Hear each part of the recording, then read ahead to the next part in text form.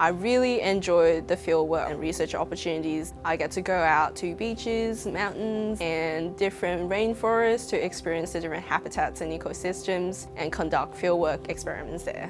When I first started at UQ, I felt as if there was much more support. I was getting calls before I'd started uni, making sure I was on track, I'd done everything I needed. You really get to know all your lecturers and tutors on a personal level. You can approach them at any time. If you see them on campus, you can say hey.